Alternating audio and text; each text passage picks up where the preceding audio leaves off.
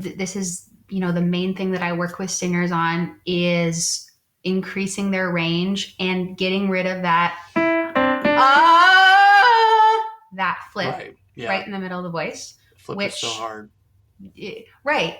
But what that is we've got chest voice, the ah, and we've got head voice, woo! And those two registers, those two resonators, they are very different from one another. And naturally, they flip. The voice has to, it comes to the what's called the bridge in the voice, and it has to transition. And so it kind of builds up so much pressure, and then it flips into head voice.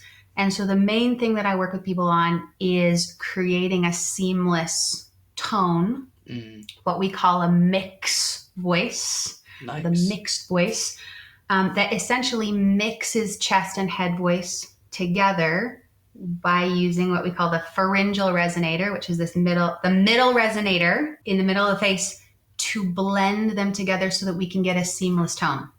That sounds like, this is what everybody wants. I used to think that all these singers that I listen to, I used to think that they just have this chest voice that goes so high. And so I would just try to belt everything out using my chest voice.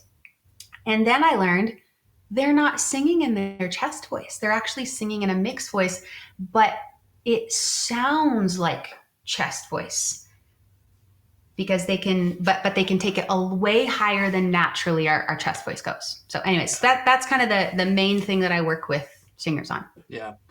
What are some of the common pitfalls that you are hearing in vocal technique in worship ministry? I mean, as you listen to contemporary Christian music, maybe not on the radio, but maybe in churches that you've been a part of, what are some of those maybe most common mistakes for vocalists that would prevent them from being more effective in their singing? Kind of from a vocal tone standpoint, kind of what I was just talking about, just not being efficient with the vocal register, the resonance that they're using. Like when I started worship leading, I was just pushing on my voice because I wanted to sing. I wanted to sing these high notes and sound big and powerful and full and have presence, like you said. But my chest voice, it couldn't quite get up to those notes. So I would tire it out, I would fatigue it. But pushing up to those high notes, if I go, there's joy in the house of the Lord, right? I'm pushing up to that high note. And so I'm not getting to the pitch because chest voice is inefficient up there. And that's what happens when we push up our chest voice. We're going to go flat. But when we sing everything in head voice, this is so that's singers on one end of the pendulum. We sing everything in head voice on the other end of the pendulum. When we come down to the lower notes, they're going to go sharp because head voice, like,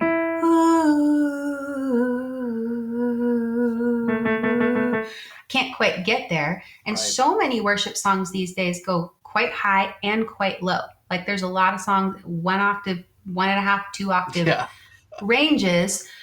And so neither chest voice or head voice, if we only use one of those registers, is going to be able to efficiently sing the range of these songs. Singers usually find themselves in one of those camps.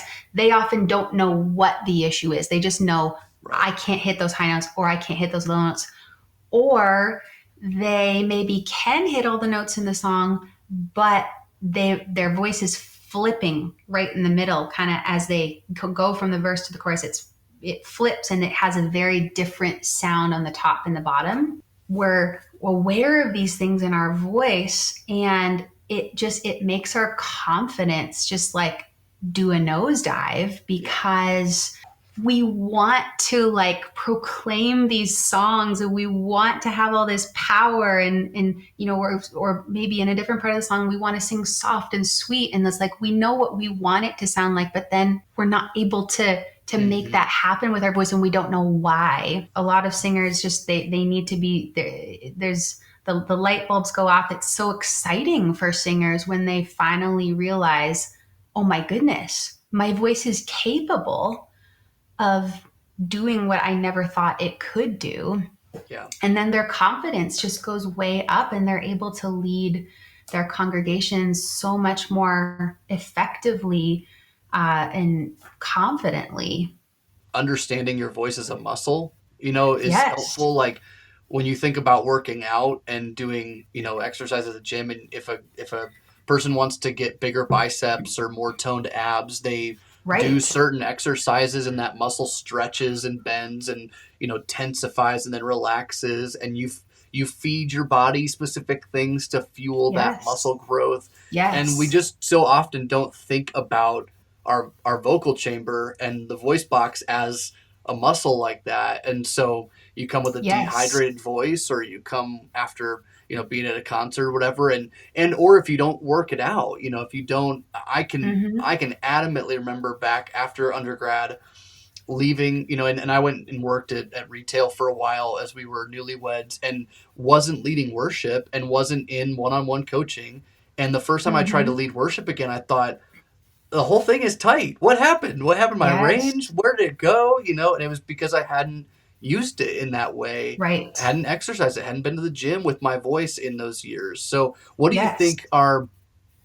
you think are some of the ways to keep up with that training when you're, I mean, you might see a vocal coach, you might see a private teacher, but what are some like home remedies, maybe kind of more passive ways of continuing to exercise your voice so that you don't lose some of that momentum? I think a lot of people think that they don't have time for training their voice because we're all busy and we've got families and we've got jobs and we've got church ministry and we've got all of these things, and we think I don't have time to take lessons. I don't have time to do a vocal workout every day. I will say I think that it's our responsibility if we are singing on a worship team. I think it is our responsibility to make time. I think that we should make time for 3, 4, 5 workouts a week, but that's kind of beside the point. But you don't have to, you know, sit down and have, 30 minutes fully away from your family or away from everything else to work out your voice. You can do vocal exercises in the car. You can do vocal exercises while you're doing the dishes. I think just getting to know this is what I try to teach my worship vocalist members is like get to know the strategic exercises that do certain things for your voice, and then you don't have to do it on a fancy scale. You can just do it a cappella while you're cleaning the house or while you're in the car, right? Lip rolls, chest voice, yeah, yeah, yeah, yeah, yeah, yeah, ba ba ba ba ba. Head voice, woo woo woo, coo coo coo coo coo, wee wee wee. Pharyngeal, wah wah wah wah, nay nay nay nay nay nay nay, wah meow.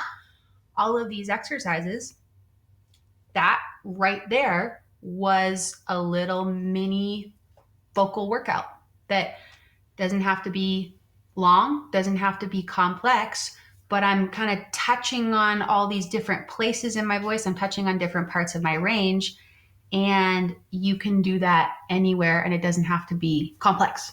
Before we continue on with the video, I want to tell you about our sponsor, the Churchfront Live Conference. It's a 2-day conference with keynotes and breakout sessions on topics like worship tech, worship theology, musicianship, and leadership. It is a great way to network with other like-minded ministry leaders in the Churchfront community. The sooner you purchase your Churchfront Live tickets, the greater the discount you will get with the early bird discount code. So head on over to churchfrontlive.com, use that early bird discount code at checkout, and I look forward to seeing you at the conference. Now let's get back to the video. Warming the voice up.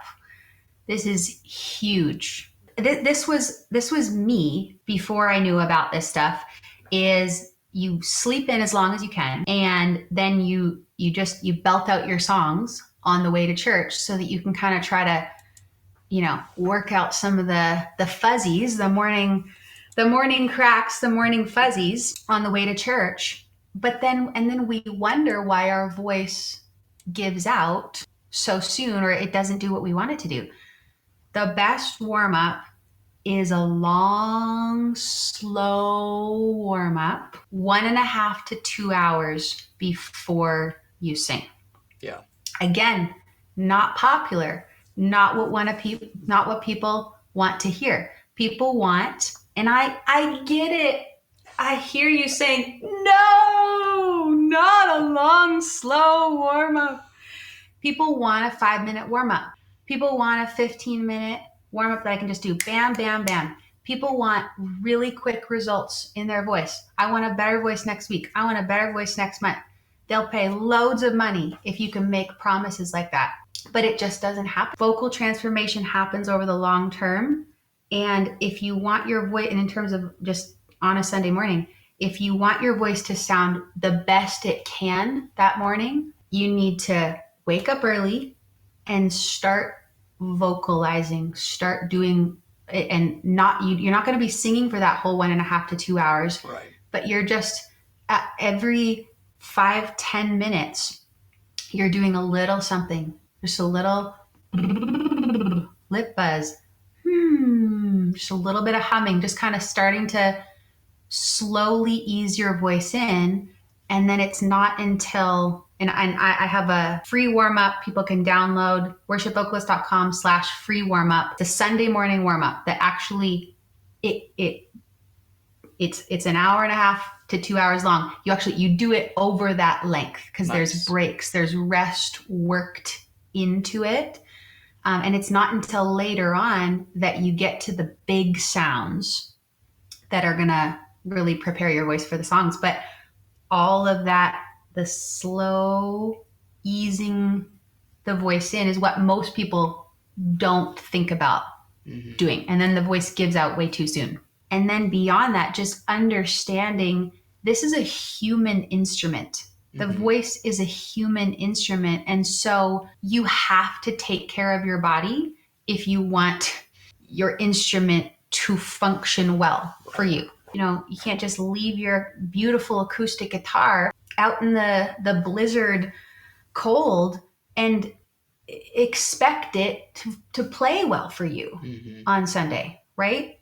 Well, same with the voice. If I'm feeding my body junk, if I'm not hydrating, if I'm not drinking enough water, if I'm not getting enough vitamins, enough good stuff in me, if I'm not getting enough sleep is so incredibly important for the voice, right? Like the voice is made up of so many tiny little muscles. Lack of sleep, stress, these are like, a lot of people want to solve with vocal exercises what can only be solved by sleeping more and getting rid of some stress in your life. Wow.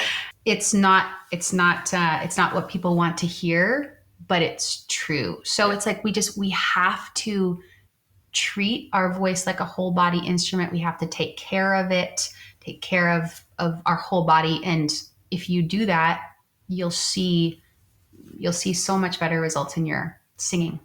Like, so what we eat really affects our voice way more than we think, because certain foods cause inflammation in the body.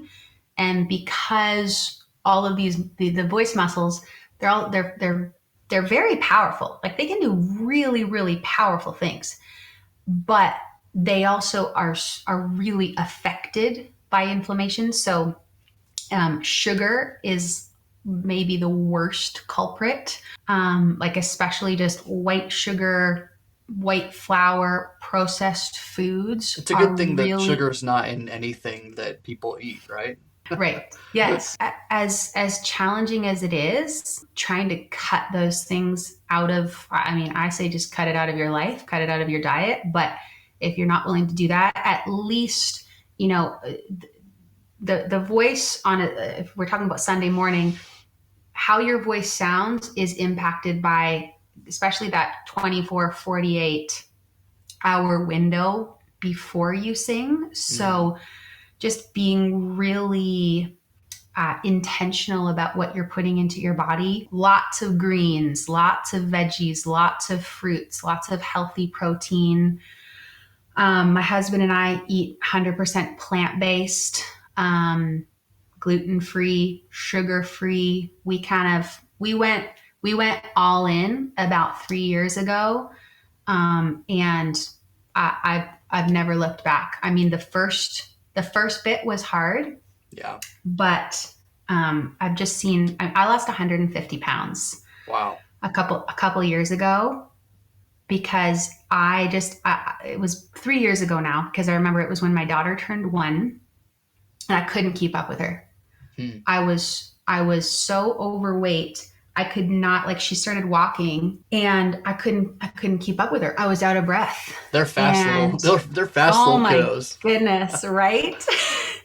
And I was so tired all the time, and I realized this is not the life I want for me. This is not the life I want for my kids. So just kind of dove all into health, and I didn't do it for my voice, but I've seen way more health in my voice because of just losing the weight, but also just eating way healthier. Yeah. There's this huge psychological and spiritual side to singing that I feel like in my early days of singing and vocal coaching, I was totally oblivious to this side of it. And so I would, certain singers, it's like I could fix all their issues, felt like so easily and so quickly. And for other singers, it's like these exact same exercises, this exact same plan. I'm using the same analogies. I'm teaching you the same way, and it's not happening. It's usually because so many people have had negative things spoken about them, specifically about their voice, or they've experienced some rejection in the past because of their voice, whether it's worship team or could be like, when they were in school, a choir or a solo, or like something they did, that there's something it's so deep and so vulnerable that is attached to their singing voice and singing in front of people, that it goes pitchy. It's like the brain is not able to send the right messages to the vocal cords because there's this lack of confidence and all this like psychological kind of warfare, spiritual warfare, really. This is exactly what the enemy wants. He wants us to be rehearsing and confessing and playing back these negative things over ourselves. And often the result of that is pitch issues. This is where I'm, as a coach, I'm so thankful for the Holy Spirit and discernment, and because it takes coaching people through this and listening for, we often, all of us do it more than we think, is we're like, we just throw in these little negative things about ourselves, and like even just in the things we say, or just getting at thought patterns negative ways of thinking. And it's getting people to change that actually it sets them on a new path where those same obstacles are not there anymore. And then the resonance, that the actual vocal technique exercises, they can actually do their work because they work. They work. We all have these same muscles in our body, right? If you go to the gym and you work out your body is going to transform.